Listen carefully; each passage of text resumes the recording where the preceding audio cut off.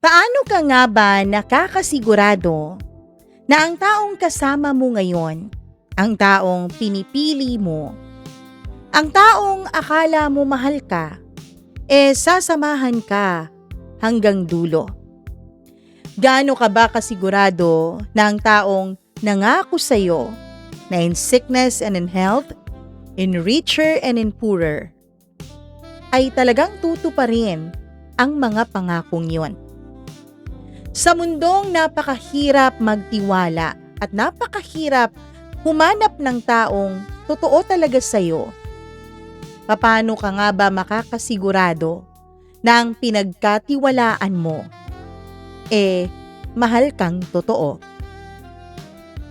Napakahirap naman ng tanong na yan, Mama Mia, para namang may pa-quiz bee. Charot.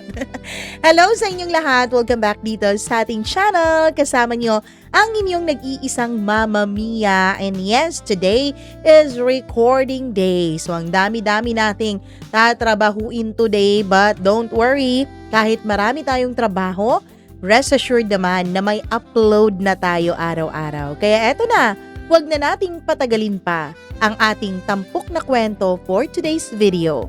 Dito lamang sa Dear Mama Mia.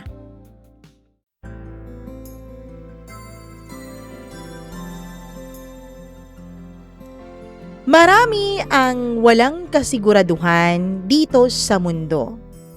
Hindi tayo sigurado kung aabutan pa tayo ng bukang liwayway bukas. Pero kahit na hindi sigurado ang mundo, marami pa rin sa atin ang pinipiling magtiwala, magmahal, at umasa. Dear Mama Mia, ako po si Rain. 36 anyos na ako. May asawa at meron din kaming isang anak. At bukod pa doon, meron po akong sakit na unti-unting sumisira sa katawan ko, Mama Mia. Pero kung tutuusin, mas nauna yata akong masira bilang isang asawa bago pa tuluyang nanghina ang katawan at mga buto ko. Matagal ko na pong gustong ikwento ang lahat. Pero bawat beses na sinusubukan kong magsalita o magsulat, ay tila ba parang may kamay na pumipisil sa lalamunan ko at pumipigil sa pagkuha ko ng ballpen o di kaya'y pagtipa ko ng keyboard ng cellphone ko. Hindi ako makaiyak, Mama Mia. Hindi rin ako makasigaw at lalong hindi na ako makahinga. Siguro dahil kapag inamin ko sa sarili ko ang totoo, tuluyan na talagang mawawala ang natitirang katiting sa akin. 5 taon na ang nakalilipas mula nung marinig ko ang salitang iyon. Lupus. Hindi ko pa alam noon kung paano bigkasin ng tama ang pangalan ng sakit ko. Pero kahit ganun, ramdam ko na agad ang bigat na dala nito sa sarili ko at sa buhay ng pamilya ko. Para pong hatol, Mama Mia. Parang sentensya sa isang kasalanan na hindi ko naman alam kung ano. Parang may nagbabasa ng desisyon sa harap ko na hindi ko man lang napaghandaan. Autoimmune disease daw ito.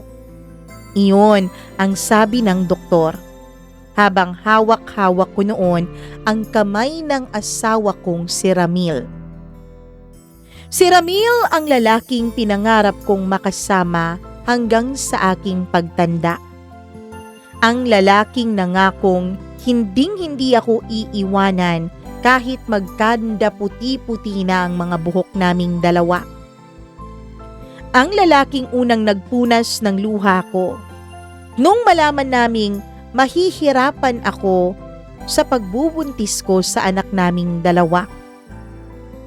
Ang lalaking laging nagsasabi sa akin, basta magkasama tayo, kakayanin natin ang lahat.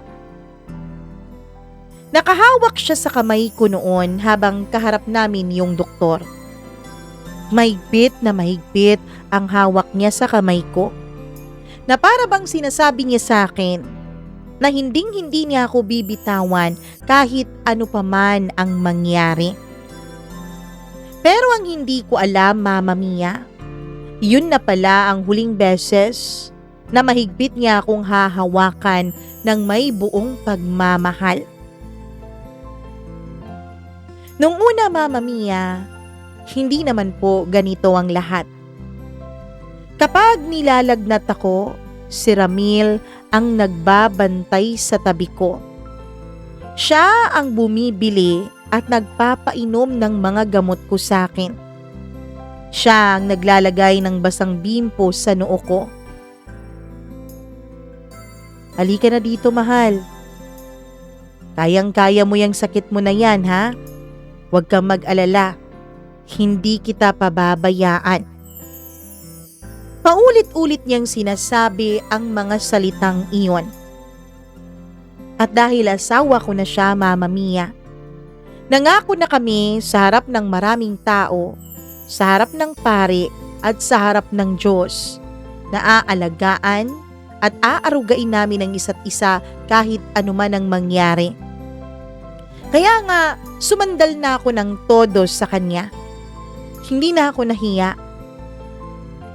Pinanghawakan ko ang pangakong yun. Inaraw-araw kong paniwalaan ang mga salita niya. Pero ang lupus, hindi po siya simpleng sakit lamang. May mga araw na parang okay ako, nakakapagluto ako, nakakapaghugas ng mga pinggan, nakakapaglaro sa anak naming dalawa. Tapos, bigla na lang isang umaga, hindi ko na maigalaw ang mga daliri ko. May mga gabi na parang may apoy sa loob ng mga kasukasuhan ko. Para po akong tinutusok ng maliliit na karayom sa aking buong katawan. May mga panahong bumabagsak ang buhok ko habang nagsusuklay lang ako. Tinitingnan ko ang sarili ko sa salamin. Ako pa ba ito? Ako pa ba talaga si Rain? Unti-unti nawawala ang babaeng minahal ni Ramil sa paningin ko, Mama Mia. At sa bawat pagbabagong yun, ewan ko kung guni-guni ko lang, pero unti-unti rin siyang lumalayo sa akin. May mga gabing gigising ako, Mama Mia. Hindi dahil sa sakit ng katawan ko, kundi dahil naramdaman kong wala na sa tabi ko ang asawa ko. Dati, kahit anong mangyari, yakap-yakap niya ako habang natutulog kaming dalawa. Kahit mainit, kahit pareho kaming pawisan. Pero kalaunan, lagi na lang siyang may dahilan para ako ay hindi niya tabihan. Sa sala na muna ako matutulog. May tatapusin lang akong trabaho. Maaga pa kasi ako bukas eh. Baka maistorbo kita pagkagising ko kaya doon na lang ako makatulog para makakapaghinga ka naman.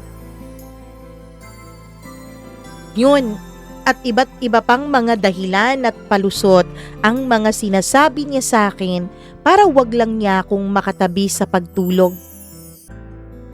Hanggang sa masanay na akong walang yakap. Nasanay na akong walang katabi. Mama Mia, mas masakit pala yung dahan-dahan kang nasasanay sa pagkawala ng isang taong pinagsandalan mo ng sarili mo. Hindi biglaan, hindi isang bagsakan, kundi paunti-unti. Parang patak ng tubig sa isang bato na sa unay hindi mo nakikita na sinisira nito ang batong pinapatakan niya. Pero kalaunan, pagkatapos ng mahabang panahon at ilang libong patak, dun mo nakita na nasira na pala yung bato. Hanggang sa isang araw, napapansin mong may lamat ka na rin pala dahil dito. Mama Mia, dahil sa sakit ko, paulit-ulit kaming nasa ospital. Paulit-ulit ang mga laboratory tests. Paulit-ulit ang mga reseta. Paulit-ulit din ang gastos. Nakikita ko ang pagod sa mukha ng asawa ko. Sa tuwing pipila na kami sa cashier, sa tuwing ilalabas na niya ang kanyang ATM card, nakikita kong unti-unting nawawalan ng kulay at buhay ang mukha niya. Hindi naman siya nagsasalita, hindi naman siya nagrereklamo. Pero ramdam ko ang bigat. At doon nagsimula ang mga malalalim na buntong hininga.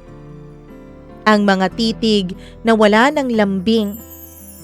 Ang mga sagot na maiikli na lang. Ganun talaga, Rain. Hindi ko alam hanggang kailan ganito.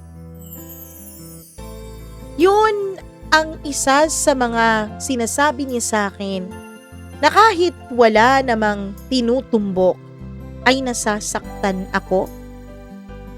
Hindi ko alam kung alin ang mas masakit, Mama Mia. Ang mga karayom ba na tumutusok sa balat ko o ang mga salitang unti-unting tumutusok sa puso ko? Mama Mia, hindi ko po makakalimutan ang araw na umamin sa akin ang asawa kong si Ramil. Tahimik lamang kaming dalawa noon na nasa sala.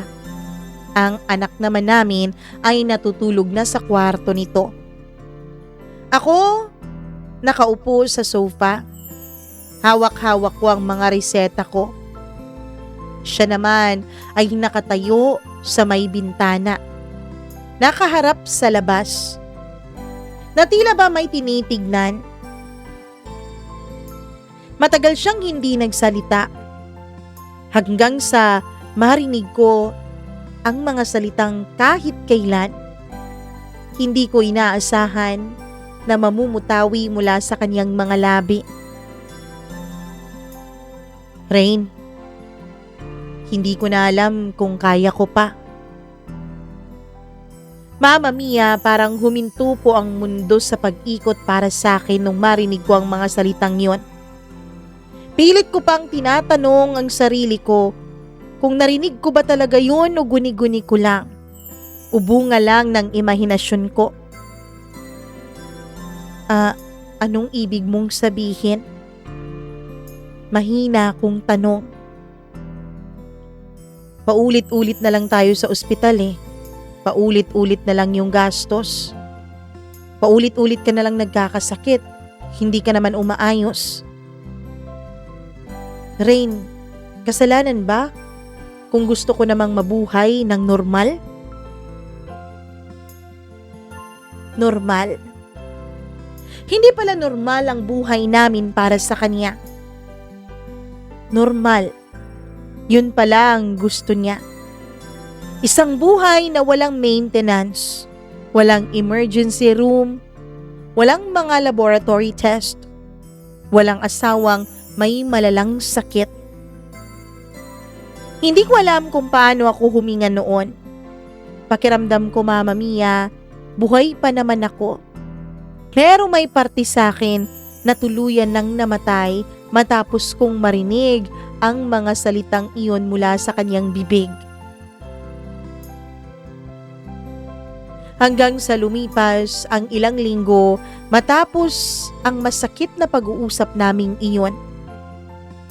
Naging mas bihira na siyang umuwi ng bahay. Mas madalas na siyang nag-o-overtime, Mama Mia. Sabi ko sa sarili ko, baka ginagawa lang niya ito Para naman kahit papano magkaroon kami ng ekstrang pera dahil maraming gamot na kailangang bilhin para sa akin. Kaya inintindi ko siya, Mama Mia. Kahit kailan hindi ako nagreklamo kung bakit halos hindi na siya umuuwi ng bahay namin. Hanggang isang araw, may nagpadala sa akin ng larawan. Isang kaibigan ko. Larawan iyon ni Ramil. Kasama ang isang babae. Bata pa yung babae, Mama Mia. Siguro nasa 6 o 5 taon ang tanda ko sa kanya. Masigla yung batang babae. Maganda, malusog. Nakangiti si Ramil doon. Yung ngiting dati ay para sa akin lamang. Yung ngiting matagal ko nang hindi nakikita. Doon ko na intindihan. Hindi lang siya basta napagod. Hindi lang siya nahihirapan. Pinili niya ang buhay na walang sakit. Pinili niya ang buhay na walang pahirap, Mama Mia. At ako ay pinili niyang baliwalain. Pinili niyang iwan. At masakit pa noon, Mama Mia. Hindi lang naman niya ako basta iniwan eh. May anak kami na nasa akin. Bukod pa doon, may malubha pa akong sakit na lupus. Pero wala na yatang masasakit pa noon sa puso kong nawasak. Mama Mia, hanggang sa hindi na nga umuwi si Ramil. Hindi ko siya hinabol, hindi ko siya hinanap. Inisip ko, Mama Mia, nagsakripisyo din naman talaga si Ramil para sa akin. Siguro naman kahit konting kaligayahan at kalayaan ay kaya kong ibigay sa kanya. Kahit nahihirapan ako, kahit nasasaktan ako, pinipilit ko ang sarili kong huwag magreklamo. Inisip ko na lang na siguro kung ako ang nasa kalagayan ni Ramil at siya ang nasa kalagayan ko, baka ganun din ang ginawa ko. Pinili ko siyang intindihin. Pero Mama Mia, kung ako nakakaintindi, may isang bata naman na naghahanap ng kanyang kinagisnan. Naghahanap ng mga bagay na kanyang nakasanayan. Isang gabi habang sinusuklay ko ang buhok ng anak namin ni Ramil, ay bigla niya akong tinanong. Hindi ko alam kung ano ang isasagot ko sa tanong na yon. Ma, bakit po hindi na umuuwi si Papa? Hindi na ba niya tayo love? Paano mo ba ipapaliwanag sa isang 7 taong gulang na bata ang sitwasyon ninyo ng kanyang ama? Paano mo ba ipapaliwanag sa kanya na iniwanan kayo dahil mas pinili ng tatay niya ang taong walang karamdaman? Mas pinili ng tatay niya yung buhay na normal, yung walang binibiling gamot, walang linggo-linggong pagpunta sa ospital. Na sa mundo ng matatanda, paano mo ba ipapaliwanag sa isang bata na minsan hindi sapat yung pagmamahal? Niyakap ko ang anak ko ng mahigpit. Pinipilit ko pong pigilan ang mga luhang nagbabadya ng pumatak mula sa aking mga mata. Busy lang si Papa, anak, sabi ko. Minsan, ang kasinungalingan ay mas madali pang ibigay kaysa sa katotohanan para wala na lang paliwanagan. Pero gabi-gabi, Mama Mia, kapag tulog na ang anak ko, doon ako umiiyak. Hindi dahil sa nahihirapan ako sa sakit ko, kundi dahil sa pakiramdam na dahil sa sakit ko, wala na akong halaga sa isang taong nangakong kahit anong mangyari ay hinding-hindi ako bibitawan. Mama Mia, isang tanong ang hindi ko masagot-sagot sa sarili ko. Porke ba may sakit ako, ganun na lang kadali akong iwan? Hindi ko naman to ginusto ah.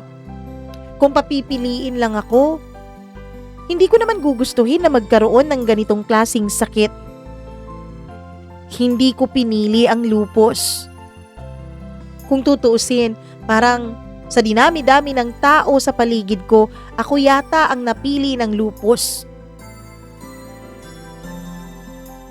Wala naman akong ginawang matinding pagkakasala. Oo, totoo. Hindi naman ako perpekto. Wala naman sigurong taong walang kasalanan, 'di ba? Pero kahit anong isip ko, wala po akong maisip na mabigat na kasalanan para maging karapat-dapat ako sa parusang ito. Parusa. Oo.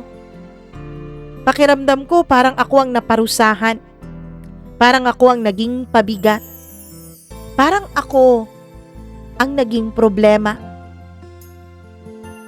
Mama Mia, sa bawat pagkakataon na humaharap ako sa salamin, tinatanong ko ang sarili ko, kung hindi ba ako nagkasakit, kung malusog lang ba ako, hindi kaya ako iiwanan ni Ramil? Hanggang ngayon, ang tanong na yon ay wala pa ring sagot. Paano mo naman masasagot hindi mo naman pwedeng baguhin ang sitwasyon mo? Kahit nahihirapan ako, kahit nasasaktan ako, sinusubukan ko pong bumangon, Mama Mia. Sinusubukan ko pong maging maayos. Hindi para sa akin, hindi para balikan ako ni Ramil, kundi para sa anak naming dalawa. Kasi kung may isang taong hindi ako kailanman tinignan bilang pabigat at bilang problema, yun ay walang iba kundi ang anak ko, Mama Mia. At kung may isang taong magiging dahilan kung bakit lalaban ako at bakit kailangan kong mabuhay, anak ko yun at wala nang iba pa. Pero hindi ko pa alam kung paano ako magiging matatag habang unti-unting pinapahina ng sakit ko ang katawan ko. At hindi ko pa alam kung paano ko muling bubuuin ang sarili ko matapos akong iwan sa gitna ng malubha kong karamdaman. Pero may isang bagay akong sigurado noon. Hindi pa dito nagtatapos ang kwento ko. Dahil kung iniwanan man niya ako dahil may sakit ako, ini-imagine ko na darating ang araw na ipapakita ko sa kanya na hindi sakit ang kahinaan ko. Bagkus ang sakit na ito ay siyang magiging kalakasan ko para patuloy na lumaban sa buhay. Mama Mia, gaya nga ng sabi ko, hindi po ako naghabol kay Ramil. Hindi ko siya tinatawagan, hindi ko siya kinukulit. Pero hindi naman ako nakipaghiwalay. Hindi ako nagtanong kung nasan siya. Hindi ako nagtanong kung anong ginagawa niya, kung bakit hindi na siya umuuwi ng bahay. Hindi din agad ako nagwala, ni hindi ko nga sinabi sa pamilya at mga kaibigan ko ang nangyayari sa aming mag-asawa. Alam mo ba kung bakit, Mama Mia? Dahil umaasa pa rin ako. Umaasa ako na baka may paliwanag siya. Umaasa ako na baka naman hindi totoo yung mga balitang natanggap ko, yung larawang nakita ko. Baka naman napagod lang siya. Baka naman, kailangan lang niyang magpahinga. Kailangan lang niyang huminga malayo sa akin. malayo sa sakit ko. Umaasa ako na baka may kulang lang sa amin pero at the end of the day marirealize niya na nagmamahalan kaming dalawa. Mama Mia, kahit umaasa ako, sa totoo lang, alam ko na po ang mga sagot bago pa man ako magtanong sa kanya. Ramdam iyon ng isang asawa. Ramdam mo kapag may ibang humahawak na sa puso ng lalaking dati ang puso ay para lamang sa'yo. Matapos ang halos 3 linggo na hindi siya nagpakita sa amin ng kaniyang anak, isang gabi ay bigla na lamang siyang umuwi ng bahay na para bang walang nangyari. Parang normal lang ang lahat. Na para bang umuwi siya gabi-gabi, na para bang hindi niya ako unti-unting pinapatay sa loob. Pagkabukas ng pinto, ang amoy ng pabango niya ang agad na sumalubong sa ilong ko. Yun yung pabangong hindi ko gusto dati. Kaya hindi niya yun ginagamit. Hindi yun yung pabangong gustong-gusto kong naaamoy sa kanya. Ibang amoy yun. Dati-rati, Mama Mia, kapag bumibili siya ng pabango, ako lagi ang pinapaamoy niya. Kapag nagustuhan ko, binibili niya, ginagamit niya. Kasi katwiran niya, nagpapabango at nagpapagwapo naman siya para sa akin. Kaya kailangan approve daw sa akin yung mga gagamitin niya. Pero nagulat ako dahil biglang ibang pabango naman ang gamit niya.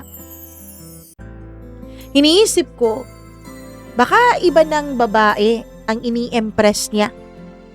Baka ibang babae na ang dahilan kung bakit siya nagpapabango. Tahimik lang ako habang naglalagay siya ng kaniyang sapatos sa rack. May pagkain pa ba? Tanong niya. Para bang ako pa rin ang dapat mag-asikaso kahit 3 linggo siyang hindi umuuwi sa poder ko. Kung makapagtanong siya, parang hindi niya ako sinasaktan. Tumayo ako kahit masakit ang mga tuhod ko, Mama Mia. Pakiramdam ko may mga bubog sa loob ng kasukasuhan ko kapag gumagalaw ako. Pero kahit matindi ang dinaramdam kong sakit, naglakad pa rin ako papuntang kusina. Inisip ko, asawa pa rin naman niya ako. Mahal ko pa rin naman siya. At dahil mag-asawa pa kaming dalawa, obligasyon ko pa rin na alagaan siya. Habang kumakain siya, Mama Mia, hindi ako makatingin sa kanya ng diretsyo. Natatakot kasi ako na baka maiyak ako. Natatakot kasi ako na baka isipin niyang nagdadrama ako. Pero alam kong kailangan ko siyang tignan kapag gusto ko siyang kausapin. Pilit kong pinapakalma noon ang emosyon ko. Ayoko makipag-usap na mataas ang aking emosyon dahil alam kong away lang ang patutunguhan noon. Ayoko rin na ang dating sa kanya ay pinagbibintangan ko siya. Ramil? Hindi siya tumingin. Patuloy lamang siya sa pagsubo at pagmuya ng kaniyang pagkain. May iba ka ba? 4 na salita, Mama Mia, pero parang ang bagal lumabas noon sa bibig ko. At nung lumabas nga iyon, ay tumigil sa pagkilos si Ramil. Yung kanyang kutsara ay tila naiwan sa ere. Ilang segundo ang lumipas bago siya huminga ng malalim at sumagot. Paano kung meron? Tanong niya. Parang may sumabog sa loob ng 2 kong mga tenga. Hindi ko alam kung ano ang mas masakit, ang pag-amin ba niya o ang kawalan ng pagsisisi sa tono niya. Hindi ako makasagot, Mama Mia, dahil focus na focus ako noon na pigilan ng sarili ko na umiyak. Rain, pagod na ako. Pagod. Ang dali niyang sabihin ng salitang iwan. Pagod daw siya. Pero ako? Ano ako? Sa tingin ba niya hindi ako napapagod? Sa tingin ba niya hindi ako pagod sa sakit na meron ako? Hindi ba ako pagod sa takot na baka hindi na ako magising bukas? Hindi ba ako pagod sa pakiramdam na unti-unting tinatanggihan ako at tinatanggalan ng aking dignidad? Bilang isang babae at bilang kanyang asawa? Hindi ba ako pagod sa kakadasal na sana dugtungan pa ng Diyos ang buhay ko dahil may anak pa akong nangangailangan sa akin? Pero isa lang ang maliwanag nung gabing yon. Hindi niya itinanggi ang tanong ko. Hindi rin naman niya pinagtanggol ang sarili niya. Ang sabi niya lang, pagod na siya. Bakit, Ramil? Bakit ka naghanap ng iba? Tanong ko. Hindi ko siya hinanap. Dumating na lang siya na para bang pahinga ko sa lahat ng pagod ko dito sa bahay na to. Dumating lang daw yung babae. Yun ang sagot niya. Dumating na parang ulan, na parang traffic, na parang isang aksidenteng hindi inaasahan. Yumuko ako. Dito, Mama Mia, ay hindi na nakaligtas sa mga mata ko ang dalawang patak ng luha. Masaya ako kapag kasama ko siya rin. Dugtong pa niya. Na tila mga punyal lang mga salitang iyon na tumatarak sa dibdib ko. Masaya daw siya, Mama Mia. Ang salitang matagal ko nang hindi naririnig mula sa kanya. Walang komplikado pagdating sa kanya rin. Walang ospital, walang gamot, walang matinding gastos at walang matinding takot. Doon ko naintindihan, Mama Mia. Hindi naman pala ako ang problema kundi yung sakit ko mismo. At sa mundo niya, sa pakiramdam niya, kasalanan ko kung bakit nagkasakit ako. Kaya nararapat akong iwan dahil mas inuuna niya ang kanyang kaligayahan at kasiyahan. Hindi ko na tinanong si Ramil kung anong meron ng babaeng yun nang wala ako. Dahil alam ko na eh. Pero kahit alam ko na, sinabi niya pa rin. Di ko alam kung ginawa niya yun, Mama Mia, para kutsain ako, para saktan ako, o para ipaintindi sa akin kung bakit siya nagmahal ng iba. Bata pa siya rin. Masigla. May mga pangarap. Nakakatuwang ko sa lahat ng bagay. Na para bang ako ay wala na. Na para bang tapos na ang buhay ko. Na parang hindi na ako babae sa paningin ng asawa ko. Na parang para bang pasyente na lang ako. May lupus ako, oo. Pero hindi ibig sabihin nun na wala na akong karapatang magmahal at mahalin. Hindi ibig sabihin nun na pabigat na ako. Hindi ibig sabihin nun na para na akong plastic cups na disposable.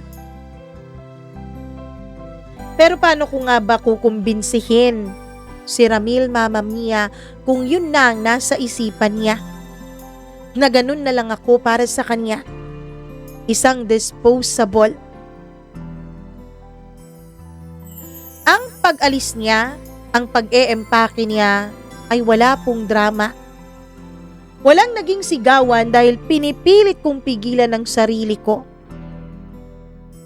Nung mga panahon na yun, Mama Mia, parang naiintindihan na ng sistema ko na ang nangyayari sa amin ni Ramil ay wala nang makakapigil, wala nang magbabago. Wala ngang basagan ng gamit ang naganap eh. Tahimik lang. At minsan, Mama Mia, mas masakit pala ang tahimik na pag-alis ng isang tao sa buhay mo. Iilang polo shirt lang, iilang pantalon, at iilang mga pabango niya. Sa loob ng isang maliit na maleta niya nilagay. Nakatayo lang ako sa may pinto habang pinapanood ko siyang mag-empake ng mga gamit niya. "Huwag kang mag-alala, hindi ko kayo pababayaan," sabi niya. Napangiti ako ng mapait. "Iniiwan mo na nga kami." Hindi siya sumagot. Bumaba siya ng hagdan. At sa bawat hakbang niya pababa, parang may tinatanggal sa dibdib ko. Hanggang sa marinig ko na lang ang pagsara ng gate ng bahay namin. Doon ako bumagsak sa sahig. Hindi dahil sa nanghihina ako sa sakit ko, Mama Mia, kundi dahil sa katotohanang mas pinili niyang umalis. Mas pinili niya ang maginhawang buhay kesa sa magtiis kasama ako, kesa sa panindigan yung mga pangako namin noon sa simbahan. Akala ko, Mama Mia, kapag umalis na si Ramil ay masasanay din ako kaagad.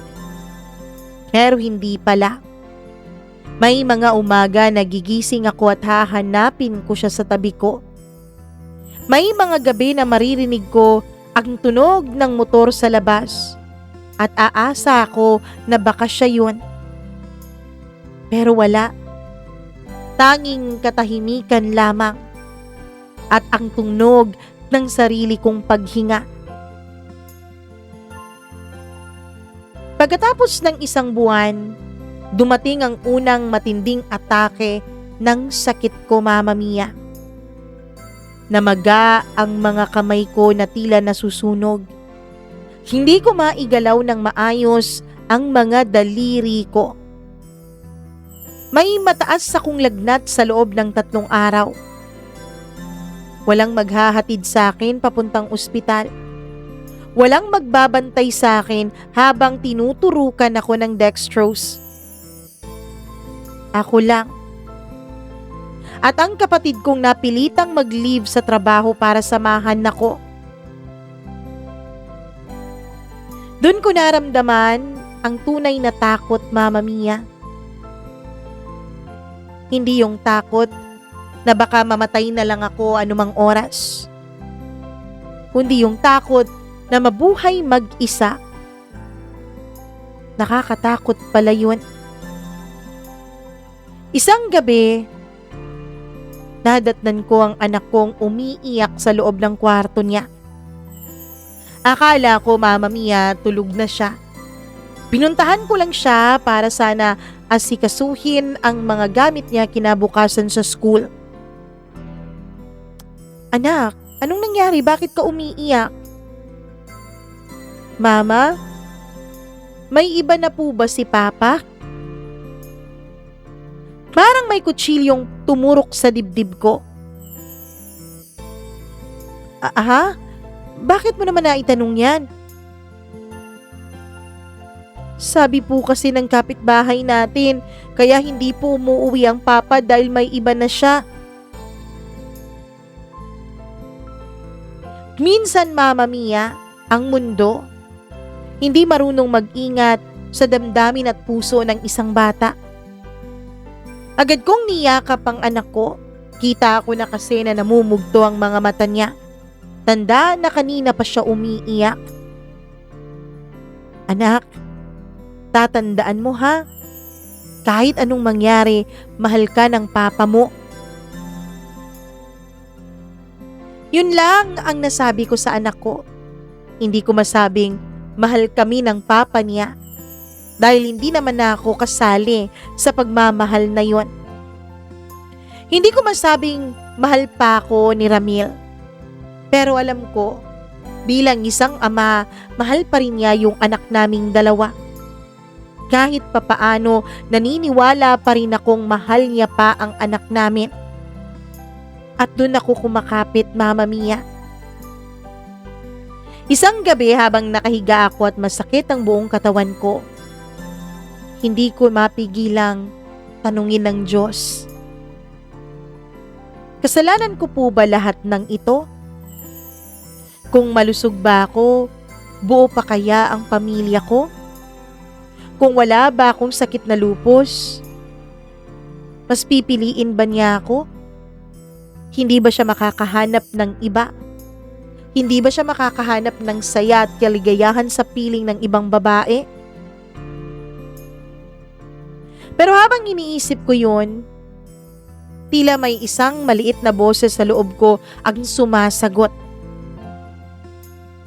Hindi mo kasalanan ng magkasakit. Hindi mo pinili ang magkaroon ng ganyan katinding sakit. At pinanghawakan ko ang boses na yon. Paulit-ulit kong sinasabi ang mga salitang yon sa sarili ko. Hanggang sa unti-unti, Mama Mia, hindi na ako umiiyak dahil iniwanan ako ni Ramil. Umiiyak na lang ako dahil kailangan kong matutong mabuhay nang wala siya. Kailangan kong matutunan kung paano ulit wag umasa sa iba. Nakasandal na kasi ako sa kanya bilang asawa ko na siya, Mama Mia. Hindi ko naman naisip na iiwanan pala niya ako. Hindi ko naman naisip na sasaktan pala niya ako. Akala ko kasi noon, habang buhay kaming magsasama. Akala ko kasi noon, ang mag-asawa magkakaroon ng problema pero hindi naman darating sa punto na mag-iiwanan. Hindi darating sa punto na hindi nabibigyan ng halaga ang isa't isa. Kaya ngayong iniwanan na niya ako, kailangan kong matutong tumayo sa sarili ko pong mga paa. Isang umaga habang pinagmamasdan ko ang anak ko na naghahanda para sa school, may narealize ako, Mama Mia. Hindi ako pwedeng manatiling ganito. Hindi ako pwedeng maging babaeng iniwan dahil may sakit. Hindi ako pwedeng maging kwento ng isang kawawa. Oo, may malubha akong sakit. May lupus ako. Oo, iniwanan ako ng asawa ko. Pero hindi yun ang katapusan. Kung kaya niyang pumili ng isang buhay na normal, isang buhay na wala kami, pipiliin ko ang buhay na maging matapang.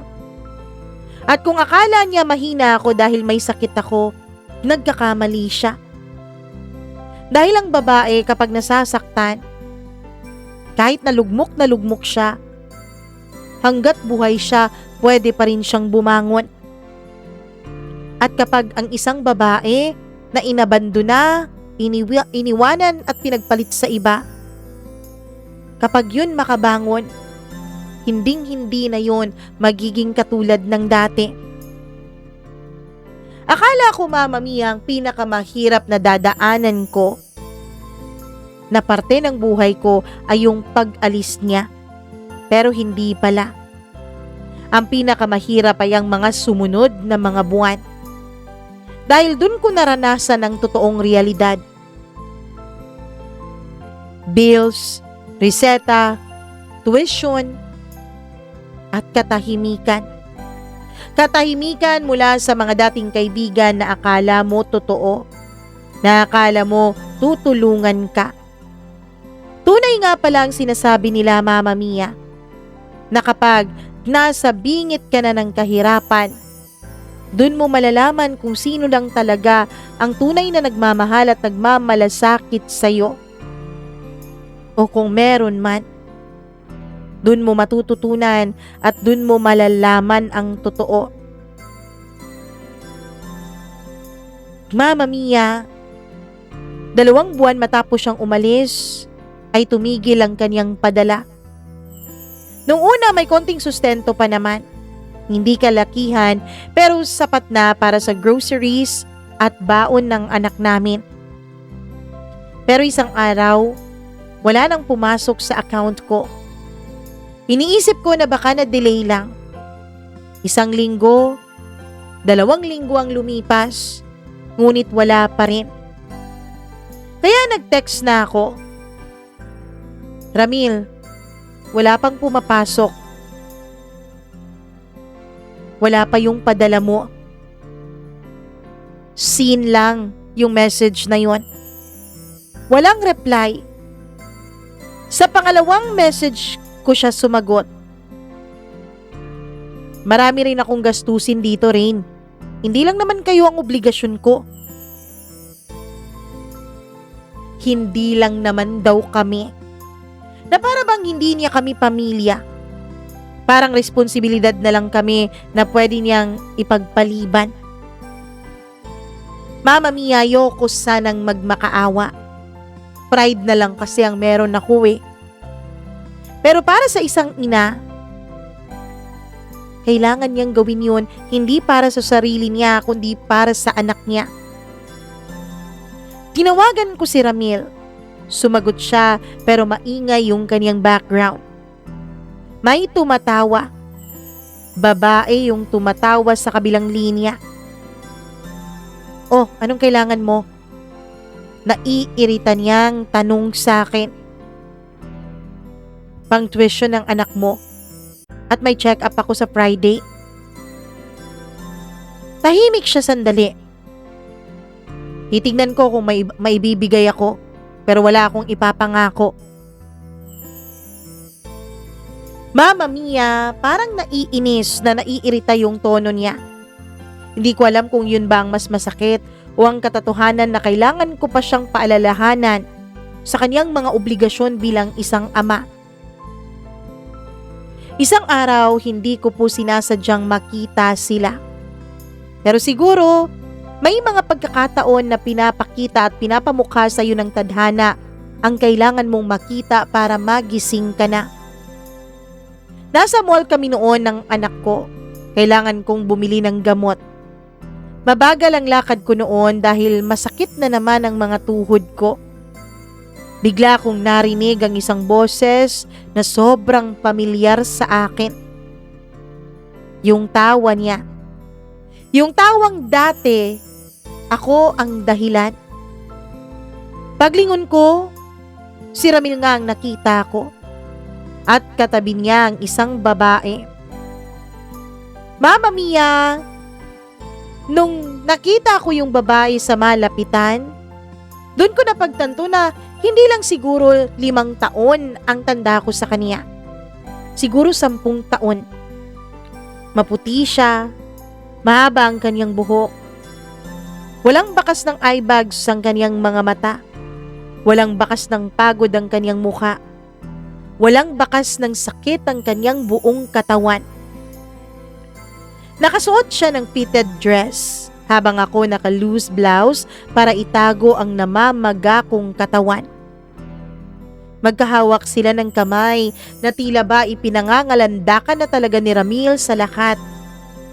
Ang babaeng ito kahit alam ng mga kaibigan at kaanak namin na may asawa siyang tao. Doon ko naramdaman ang pinakamalalim na hiwa ng puso ko.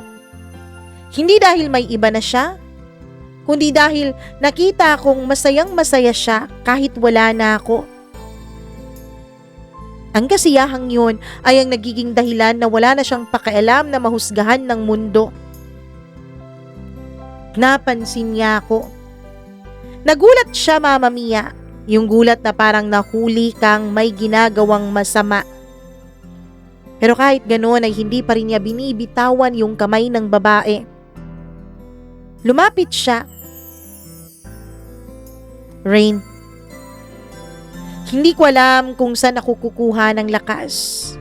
Nasa tabi ko ang anak ko noon na nakatingin sa kanila. Papa? mahinang tawag ng anak ko sa kanya. Ngumiti siya sa anak namin pero may distansya yung ngiti. Parang hindi sila mag-ama. Parang bisita na lang siya. Eto nga pala si... Hindi niya natapos ang kanyang pagpapakilala dahil pinutol ko ang mga sinasabi niya. Hindi na kailangan. Tiningnan ako ng babae mula ulo hanggang paa na para bang sinusukat.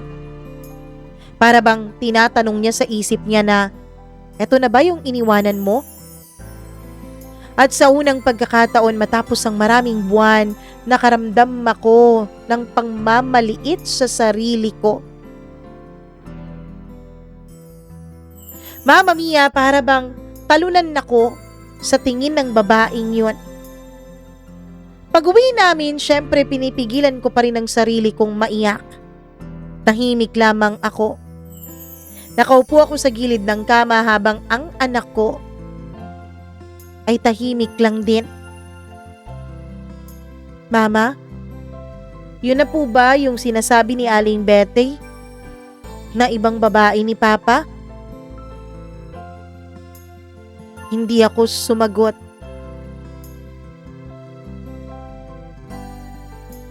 Ang ganda niya anak, no? Sabi ko. Hindi din mama. Bakit naman? Mas maganda ka po. Kasi hindi niya kaya yung kaya mo eh. At dun ako pumasok ng banyo. Nagkukunwari na naiihi at sumasakit ang tiyan ko. Kahit ang totoo, Mama Mia, dun sa loob ng banyo po ako umiyak. Dun ko na-realize na kahit nasaktan ako ng husto ni Ramil, may isang tamang bagay naman siyang ibinigay sa akin. Yun ay ang anak ko. Ang anak ko na ang tingin sa akin ay irreplaceable. Oo, mapapalitan niya ako bilang asawa ni Ramil. Pero kahit kailan, hinding-hindi niya ako mapapalitan bilang ina ng anak ko. Kinabukasan, tumingin ako sa salamin. Namumutla ako. Payat na payat at may mga rashes sa leeg. Pero may nakita akong kakaiba sa mga mata ko. Galit. Hindi para kay Ramil, kundi para sa sarili kong hinayaan kong mawalan ng halaga ang pagkababae at pagkatao ko. Oo, may lupus ako pero hindi naman ako inutil. Hindi ako pabigat at lalong hindi ako kaawa-awa.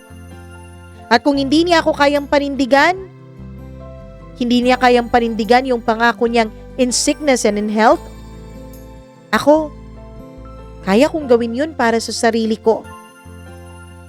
Tinawagan ko siya, Mama Mia. Kailangan nating mag-usap tungkol sa sustento mo. Asawa mo pa rin ako, Ramil, at may anak ka sa akin. Tumahimik siya. Hindi yung tsaka ka lang magbibigay kung kailan mo gusto. Kung kailan may sobra. Mula sa paggastos mo dyan sa babae mo. At kung hindi ka papayag, kung hindi ka makikipag-areglo, ito ang tatandaan mo, Ramil. Lalaban na ako. Hindi ko alam kung saan ako nakakuha ng lakas para masabi yun sa kanya. Pero sa unang pagkakataon, hindi ako nagmamakaawa. Hindi ako humihingi, kundi nagde-demand ako. Bilang isang ina, bilang asawang iniwanan niya, at bilang isang babaeng hindi napapayag na aapak-apakan lang nila. Alam ko, Mama Mia, na sa mga sinabi ko kay Ramil, dun palang magsisimula ang panibagong laban. Hindi ako lalaban para maibalik siya sa sarili ko at sa pamilya ko. Kundi lalaban ako para maibalik ko ang sarili ko, para sa anak ko at para rin mismo sa akin. Mama Mia, hindi ako lumaban dahil matapang na ako. Lumaban ako dahil bilang isang ina wala akong ibang choice.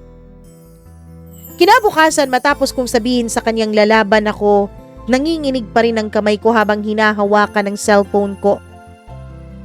Hindi kasi ako sanay sa confrontation. Hindi ako sanay na mag-demand.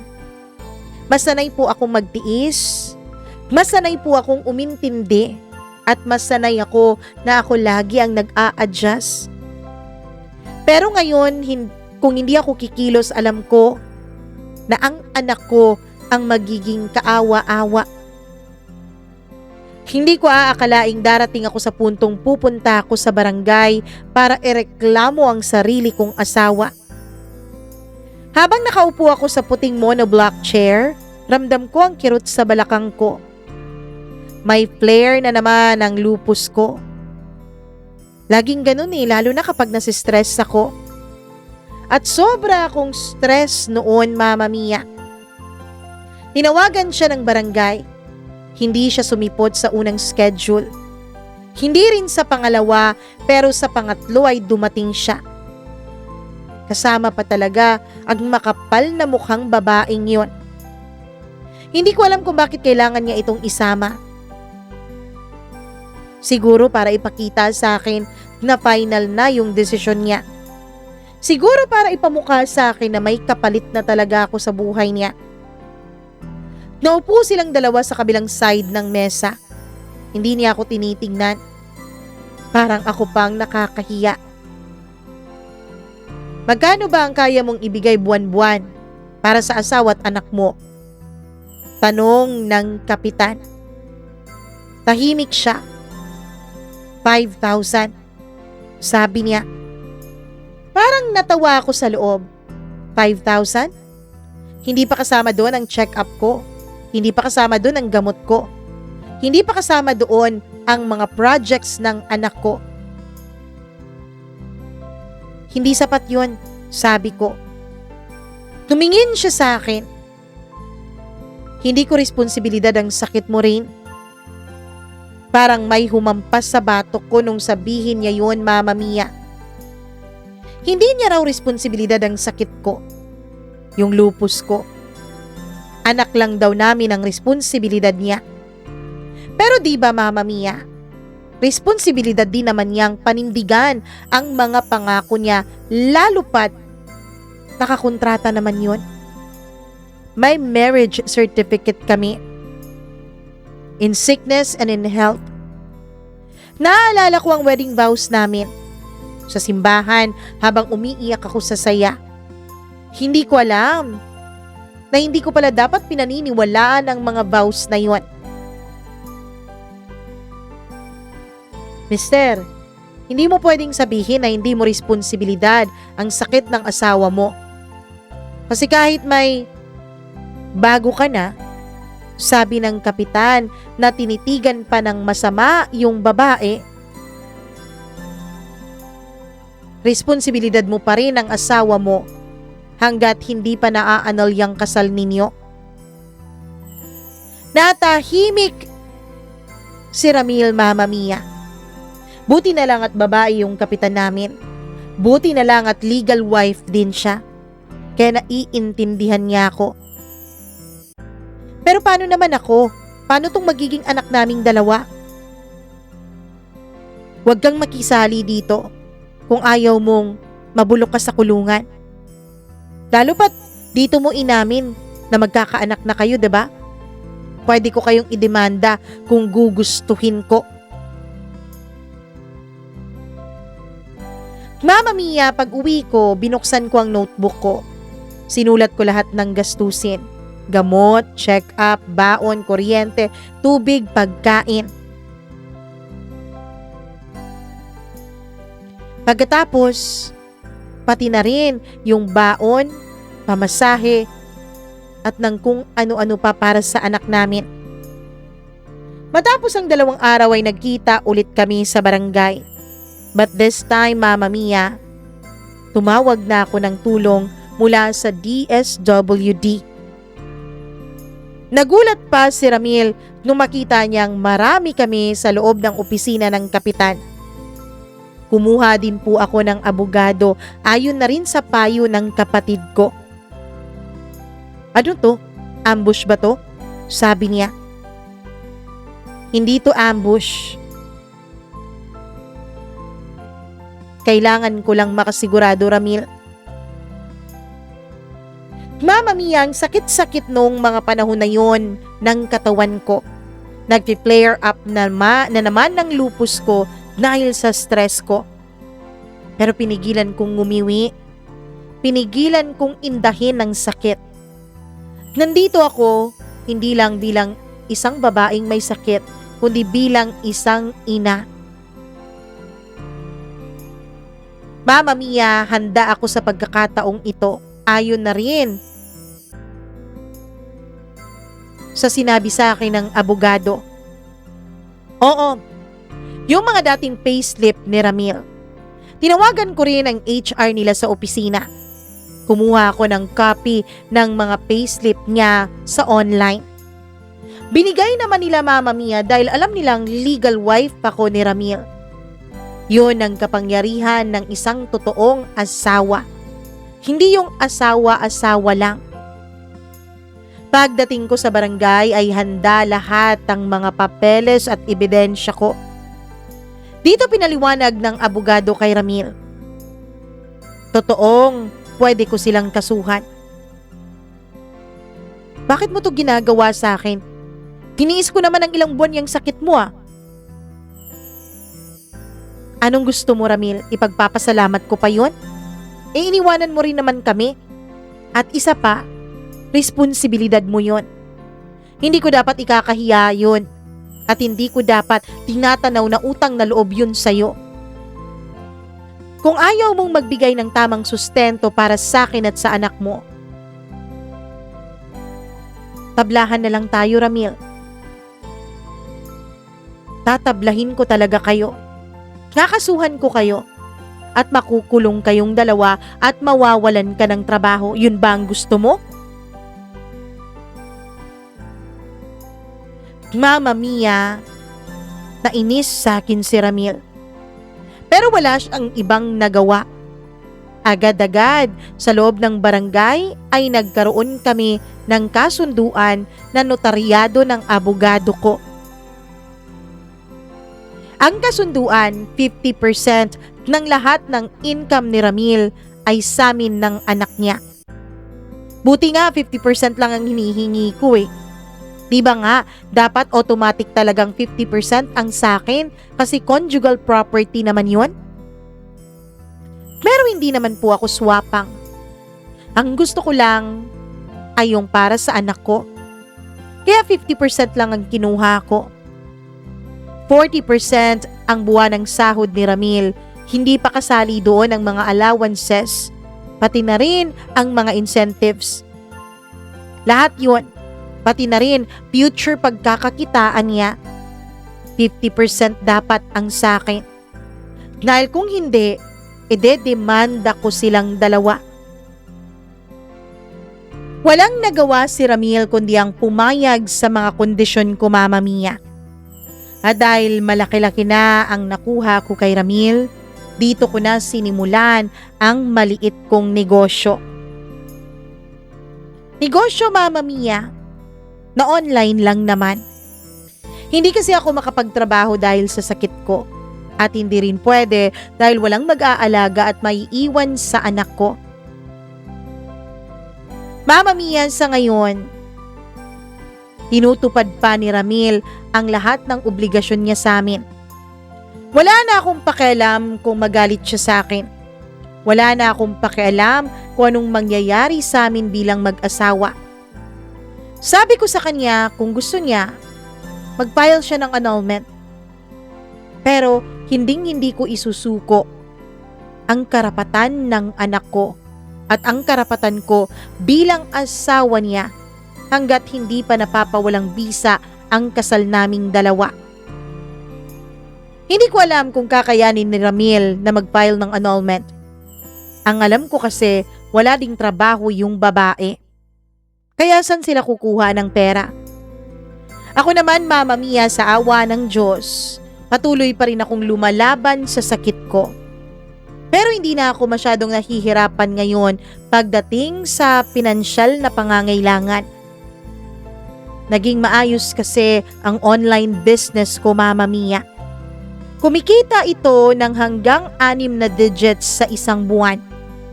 Siyempre, hindi ko yun sinabi kay Ramil. Hindi niya pwedeng malaman ito.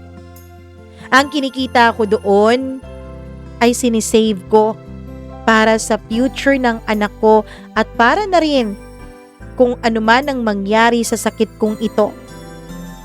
Sa ngayon ay kumuha po ako ng isang kasambahay para may tutulong sa akin sa pag-aalaga ng anak ko habang ako ay nagnenegosyo pa rin. Hindi po madali ang mabuhay, lalo na kapag meron kang sakit na katulad ko at iniwanan ka pa ng asawa mo na dapat magiging sandalan mo. Pero isa lang ang sigurado ako, Mama Mia. Hanggat buhay ka, walang kahit anong pagsubok ang hindi mo kaya. Kaya mo yan. Ang importante, meron ka lang determinasyon na lumaban.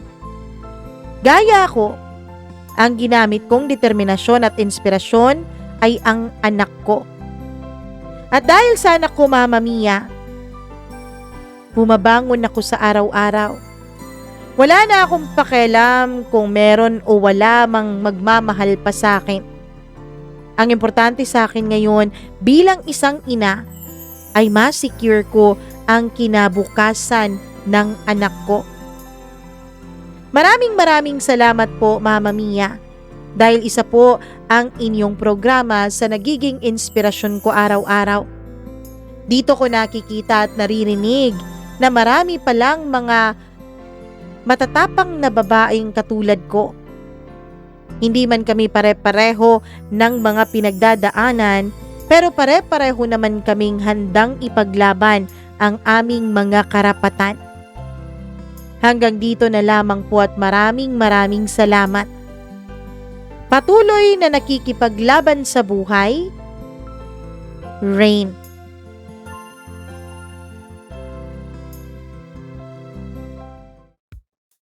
Grabe, slow clap para kay Ate Rain. 'Di ba? Napakagaling mo, napakatapang mo, napakalakas mo. Yun dapat ang mga pinapamarisang babae sa mundo. Maraming salamat sa iyo dahil nakaka-inspire ang kwentong ibinahagi mo sa amin para sa araw na to. At dahil dyan, marami kaming magdadasal para sa patuloy na pag-ayos ng kalagayan mo at ng anak mo at syempre ang tuluyan mo ring paggaling sa sakit mo. Maraming salamat sa nakaka-inspire at nakakabagbag damdamin mong kwento.